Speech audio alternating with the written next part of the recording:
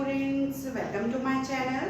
हम पढ़ रहे हैं एसिड बेसिस एंड सॉल्ट, जिसमें हम एसिड्स एंड बेसिस कंप्लीट कर चुके हैं और अब सॉल्ट पढ़ रहे हैं। सॉल्ट में हम लास्ट लेक्चर में हमने 2 सॉल्ट देख चुके हैं, कॉमन सॉल्ट पढ़ चुके हैं और ब्लीचिंग पाउडर ऑलरेडी पढ़ चुके हैं।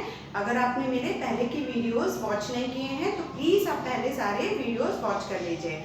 आज हम नेक्स्ट पढ़ते हैं। आज हम पढ़ेंगे कास्टिक सोडा, बेकिंग सोडा और वॉशिंग सोडा के बारे में। ओके, सो सबसे पहले हम स्टार्ट करते हैं कास्टिक सोडा से। कास्टिक सोडा क्या है? Sodium hydroxide. केमिकल फॉर्मूला क्या है इसका? NaOH, जिसको अभी तक हमने पूरे एसिड बेस चैप्टर में कई बार देखा है। तो sodium hydroxide, sodium hydroxide NaOH। Okay, अब ये प्रिपेयर कैसे होगा? तो इसको प्रिपेयर करने का जो प्रोसेस है वो प्रोसेस कहलाता है chlor alkali process, which is very very very important for your exam. ये स्पेशली नाम से भी आपके लिए क्वेश्चन आ सकता है, what is chlor alkali process. तो इसको बनाने का, इसका मेथड ऑफ प्रिपरेशन का जो प्रोसेस का जो नेम है that is called chlor alkali process. अब क्यों ऐसा बोलते हैं ये हम देखते हैं। तो इसको बनाने के लिए हम सोडियम क्लोराइड का सॉल्यूशन लेते हैं, which is also known as brine. Sodium chloride का वाटर सॉल्यूशन जो है वो ब्राइन कहलाता है। और जब इसमें इलेक्ट्रिक डिस्चार्ज देते हैं, हम इसको सिलेंडर में फिल कर लेंगे और इसमें इलेक्ट्रिक डिस्चार्ज देंगे। ये सॉल्यूशन है सोडियम क्लोराइड का, जो कि बहुत अच्छा इलेक्ट्रोलाइट है।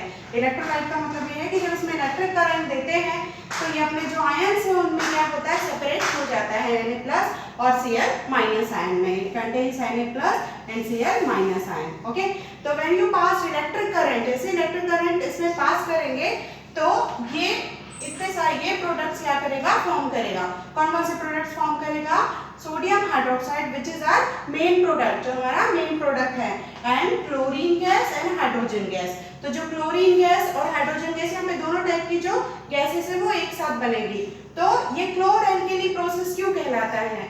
क्यों? क्योंकि यहाँ पर एल्किली इट मींस हाइड्रोक्साइड। एक इंपॉर्टेंट चीज होती है, एक होता है बेस, एक होता है एल्किली। तो एल्किली वो होगा, ये बेस की ही क्लास है जो एल्किली है। तो एल्किली वो होगा जिसके पास हाइड्रोक्साइड आयन है। फॉर एग्जांपल अगर हम NH3 अमोनिया बोलते हैं तो वो भी एक बेस है, but it is not an alkali. वो एल्किली नहीं है because it doesn't contain hydroxide ion. लेकिन अगर सोडियम हाइड्रोक्साइड को देखेंगे तो ये बेस तो है, बेस तो मेन क्लास है, but it is also known as an alkali because it contains hydroxide ion. तो जो वाटर सॉल्यूशन में हाइड्रोक्साइड आयन देगा या जिसके पास हाइड्रोक्साइड आयन होंगे वो बेस क्या कहलाएगा? एल्किली कहलाएगा। तो यहाँ पर एक एल्किली क्या हो रहा है, फॉर्म हो रहा है। ओके, साथ में क्लोरीन गैस भी फॉर्म हो रही है, इसीलिए इसको बोलते हैं क्लोर एल्किली प्रोसेस। इसलिए ये कहलाता है क्लोर एल्किली प्रोसेस। बहुत इंपॉर्टेंट है आपके एग्जाम के लिए क्लोर एल्किली प्रोसेस। क्लोरीन गैस भी फॉर्म हो रही है और जो आपका एल्किली है ये हमारा मेन प्रोडक्ट है, और क्लोरीन और hydrogen gas as a by product यहाँ पे फॉर्म हो रहे हैं, जिनको फर्दर और भी सारे यूजेस के लिए हम देख सकते हैं। Okay, that's why this process is known as chlor alkali process. Okay, अब जो ये इलेक्ट्रिक डिस्चार्ज से हम सोडियम क्लोराइड के ये प्रोडक्ट्स फॉर्म कर रहे हैं, इसलिए क्लोरीन गैस कहाँ पे मिलेगी, हाइड्रोजन गैस कहाँ पे मिलेगी? तो जो क्लोरीन गैस है वो मिलेगी एनोडिक साइड पे, और जो हाइड्रोजन गैस है वो मिलेगी कैथोडिक साइड में। ओके, तो जो क्लोरीन गैस होगी वो एनोडिक साइड में मिलेगी और जो हाइड्रोजन गैस होगी वो कैथोडिक साइड में मिलेगी। ओके, नेक्स्ट हम देखते हैं इसका यूज क्या है।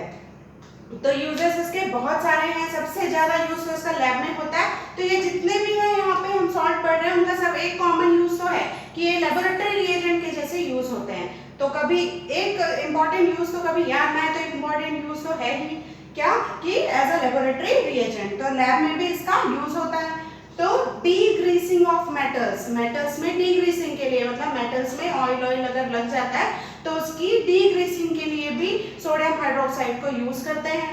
नेक्स्ट है सोप इंडस्ट्री का। तो ये बहुत मेन इंपॉर्टेंट जो है इंग्रेडिएंट है कि जो सोप है, डिटर्जेंट है, उनका मेन कॉम्पोजिशन कौन होता है? आपका NaOH होता है। ओके, क्यों? क्योंकि ये उसी के ही सॉल्ट से बनते हैं, ऑर्गेनिक जो सॉल्ट्स होते हैं। तो इसलिए जो आपका सोडियम हाइड्रोक्साइड है वो सोप इंडस्ट्री में बहुत ज्यादा यूज होता है। ओके, नेक्स्ट है लेबोरेटरी यूज। तो ये मैंने बता दिया, लेबोरेटरी यूज इसके बहुत ज्यादा है, बहुत से रिएक्शंस है जिसमें हम सोडियम हाइड्रोक्साइड का यूज करते हैं। तो for decreasing of metals, for making soaps, detergents and paper industry में भी इसका बहुत ज्यादा यूज है और लेबोरेटरी यूज है। ओके, नेक्स्ट सॉल्ट हम पढ़ते हैं बेकिंग सोडा, जिसको हम बहुत अच्छे से जानते हैं क्योंकि हम ये घर पे बहुत ज्यादा यूज करते हैं। किसी भी चीजों को क्रिस्पी बनाने के लिए यूज करते हैं, ऐसे हम कोई भी चीज जैसे केक बनाते हैं तो उसमें पफिंग लाने के लिए, और जो बिस्किट्स हैं तो ऐसे बेकिंग वाली चीजों में इसका बहुत ज्यादा यूज होता है। ओके, तो इसलिए इसका नाम भी क्या है, बेकिंग सोडा। इसका फॉर्मूला क्या है, सोडियम हाइड्रोजन कार्बोनेट। इसको सोडियम हाइड्रोजन कार्बोनेट या सोडियम बाइकार्बोनेट भी कहा जाता है।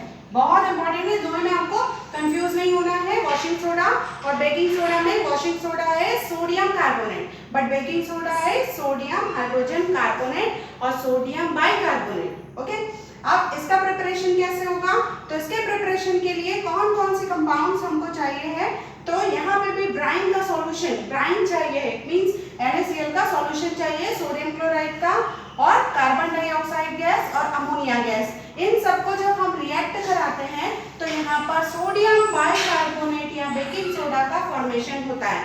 साथ ही साथ एक और बाय प्रोडक्ट यहाँ पर मिल रहा है, अमोनिया क्लोराइड।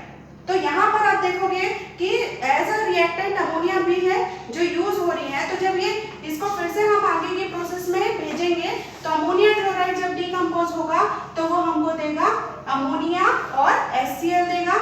तो यहाँ से जो अमोनिया जो हो रहा है, निकल रहा है, वो वापस से फिर इस प्रोसेस में क्या होगा, यूज हो जाएगा, इट मींस इसका रिसाइकल हो जाएगा। ओके, तो अमोनिया क्लोराइड यहाँ जो फॉर्म हो रहा है उसका बहुत इंपॉर्टेंट यूज है कि इससे इसका जब ब्रेकडाउन होगा तो वापस जो अमोनिया हमको मिलेगा उसको हम फर्दर फिर उस रिएक्शन में क्या कर सकते हैं, यूज कर सकते हैं, जिससे जो प्रोसेस है वो थोड़ा चीप हो जाता है। कैसे चीप हो जाता है, क्योंकि अमोनिया का प्रोडक्शन यहाँ पे हमको वापस यहीं से मिल रहा है। एक बार हमने लगाया बट बार बार फिर से यहाँ से जो अमोनिया क्लोराइड के डिकम्पोजिशन से अमोनिया मिल रहा है, फिर से उसको हमने प्रोसेस में यूज कर लिया। ओके, अब इसके हीटिंग इफेक्ट क्या है, जो बहुत इंपॉर्टेंट है इसका जो हीटिंग इफेक्ट है। तो जब सोडियम बाइकार्बोनेट को हीट करते हैं तो sodium carbonate, it means washing soda, बहुत इंपॉर्टेंट है कि सोडियम बाइकार्बोनेट के 2 मॉलिक्यूल्स को जब आप हीट करते हो तो सोडियम कार्बोनेट बनता है और कार्बन डाइऑक्साइड गैस जो है वो रिलीज होती है। ओके, तो सोडियम कार्बोनेट का फॉर्मेशन होता है, कार्बन डाइऑक्साइड गैस जो है वो रिलीज होती है। तो इसीलिए जब आप बेकिंग के पर्पस के लिए बेकिंग सोडा का यूज करते हो तो कोई भी चीज फूल जाती है। क्यों, क्योंकि जब आप उसको हीट करते हैं, सोडियम कार्बोनेट का जब रिएक्शन हम कराते हैं तो कार्बन डाइऑक्साइड गैस यहाँ प्रोड्यूस हो रही है, उस गैस के प्रोड्यूस होने से जो मटेरियल है वो फूल जाता है। ओके, नेक्स्ट देखते हैं इसका यूज। तो बहुत सारे यूजेस हैं, सबसे इंपॉर्टेंट यूज तो ये है कि घर पे हम इसका यूज करते हैं। कैसे यूज करते हैं, बेकिंग पाउडर में यूज करते हैं इसका, बेकिंग सोडा, बेकिंग पाउडर, थोड़ा सा डिफरेंस है यहाँ पर। जो बेकिंग पाउडर होता है उसका मेन जो कॉम्पोजिशन है वो बेकिंग सोडा ही होता है।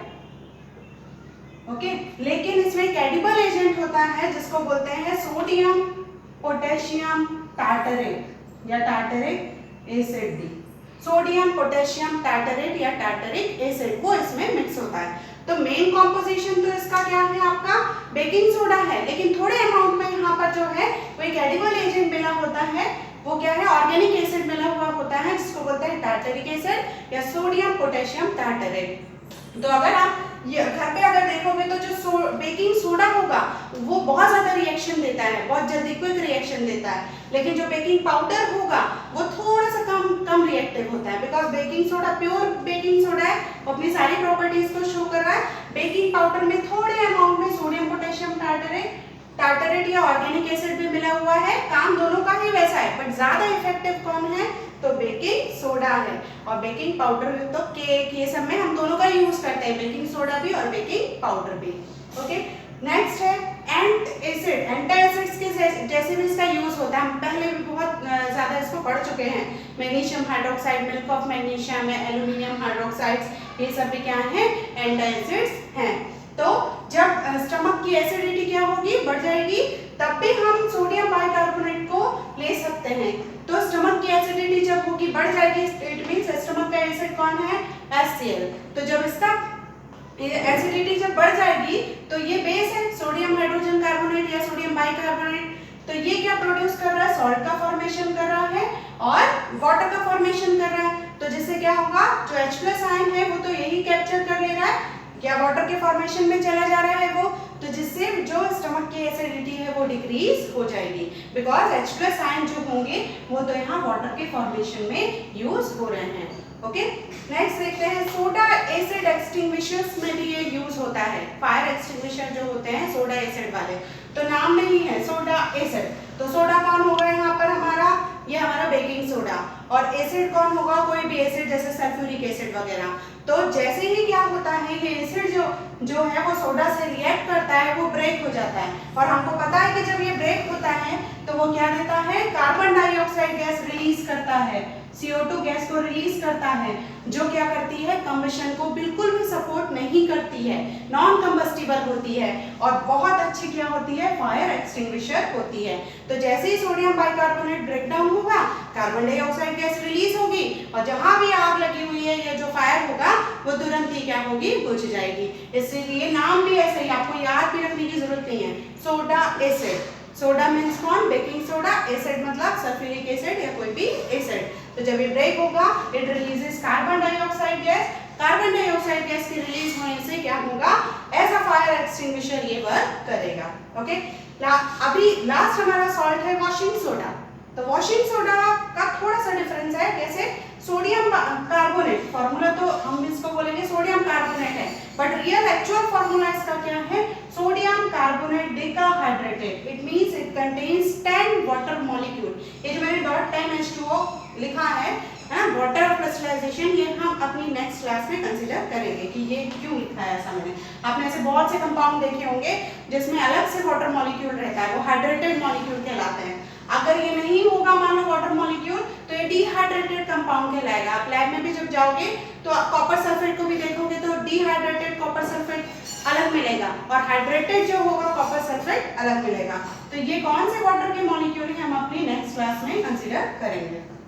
ओके, तो वॉशिंग सोडा का वैसे तो हम बोलेंगे वॉशिंग सोडा मतलब क्या, sodium carbonate, but the actual formula of washing soda is sodium carbonate decahydrated, 10 water molecule भी इसके साथ एसोसिएटेड हैं। अब बनेगा कैसे, तो बनने का सेम ये वाला प्रोसेस है, हीटिंग इफेक्ट वाला। When sodium bicarbonate is heated, sodium carbonate is form, यहाँ पे सोडियम कार्बोनेट बन रहा है। इसी सोडियम कार्बोनेट को जब 10 वाटर मॉलिक्यूल के साथ ट्रीट करेंगे तो सोडियम कार्बोनेट, इट मींस एक एडिशन कंपाउंड बनेगा, sodium carbonate decahydrated, which is known as washing soda. अब इनको तो नाम में ही इनके सारे काम भी हैं, वॉशिंग सोडा वॉश करने के काम आता है। कहाँ इसका यूज होता है, ग्लास पेपर इंडस्ट्री में इसका यूज होता है। Okay, in making sodium compound जैसे बोरेक्स वगैरह जो है, सोडियम कंपाउंड का बनाने में भी यूज होता है, बिकॉज इसके पास सोडियम जो है वो एटम भी है। ओके, और पर ये बहुत इंपॉर्टेंट यूज है इसका, ये वाटर की परमानेंट हार्डनेस को दूर करने में भी यूज होता है। ओके, ये रख कर देती हूँ। दो टाइप की हार्डनेस होती है वाटर की, एक होती है जिसको बोलते हैं टेम्परेरी, एक होती है जिसको बोलते हैं परमानेंट। आपने पढ़ा भी होगा अपनी लोअर क्लासेस में। टेम्परेरी जो हार्डनेस होती है वो क्यों होती है, तो वो होती है किसके कारण, मैग्नीशियम और कैल्शियम के कार्बोनेट्स और बाइकार्बोनेट्स के कारण, और बाइकार्बोनेट के कारण। लेकिन जो परमानेंट हार्डनेस होती है वो क्यों होती है, तो क्लोराइड, सल्फेट और नाइट्रेट्स के कारण, क्लोराइड, सल्फेट और नाइट्रेट्स के कारण। तो जो टेम्परेरी हार्डनेस है वाटर की, वो तो हम बॉईल करके दूर कर लेते हैं। जैसे हम वाटर को बॉईल करते हैं तो जो टर्बिडिटी जमी हुई होती है उसको हम क्या करते हैं, फिल्टर करके सेपरेट कर लेते हैं। लेकिन जो परमानेंट हार्डनेस होती है वो बॉईल करने पर भी नहीं जाती है, बिकॉज वो इनसॉल्युबल होती है। तो इनसॉल्युबल होने के कारण क्या होता है, नहीं, बिकॉज वो सॉल्युबल होती है, तो इनसॉल्युबल होती है इसलिए प्रेसिपिटेट के फॉर्म में हमको मिल जाती है और हम उसको क्या करते हैं, सेपरेट कर लेते हैं। बट ये जो सॉल्युबल इम्प्योरिटी है उसको हम कैसे सेपरेट करेंगे, तो उसके लिए हम यूज करते हैं किसका, जो आपका सोडियम कार्बोनेट या वॉशिंग सोडा का। तो इसीलिए ये बोलते हैं कि सोप से ज्यादा अच्छा जो डिटर्जेंट है वो काम करता है कपड़ों को वॉश करने के लिए। जो डिटर्जेंट है वो हर तरीके के पानी में क्या होता है, अच्छे से काम करता है। क्यों? क्योंकि इसमें सोडियम कार्बोनेट जो होता है, वो सोडियम कार्बोनेट परमानेंट हार्डनेस को क्या करता है, वाटर की रिमूव करता है। इसलिए बोर का पानी होगा या कोई भी वाटर जो होगा उसमें वॉशिंग सोडा होगा जो अच्छे से वर्क करेगा, बिकॉज ये जो आपकी परमानेंट हार्डनेस जो है वाटर की वो भी रिमूव कर सकता है। ठीक है, जो परमानेंट हार्डनेस है वो कैसी है, सॉल्युबल वाली है, तो इसलिए बॉईल करेंगे तो वहां पे प्रेसिपिटेट या टर्बिडिटी नहीं जमे, इसके कारण नहीं जमेगी। जो जमेगी वो किसके कारण होगी, टर्बिडिटी टेम्परेरी हार्डनेस के कारण, जिसको हम क्या करेंगे, सेपरेट कर लेंगे। कैसे? उसको फिल्टर करके। लेकिन अब जो सॉल्युबल इम्प्योरिटी है उसको कैसे सेपरेट करेंगे, तो by using washing soda. Okay, last use of washing soda is cleansing agent in house and laundries. ये तो सबसे इंपॉर्टेंट यूज है, कपड़े धोने में काम आता है ये। ठीक है, तो नाम ही है इसका वॉशिंग सोडा। तो लॉन्ड्री वगैरह में, घर में तो हम डेली इसका यूज करते हैं। तो ये था वॉशिंग सोडा और बेकिंग सोडा और कास्टिक सोडा। ओके, बाकी जो बचे हुए सॉल्ट हैं और कुछ इंपॉर्टेंट टर्म्स हैं जो हम अपनी नेक्स्ट क्लास में देखेंगे। आज की क्लास हम यही फिनिश करते हैं। Thank you.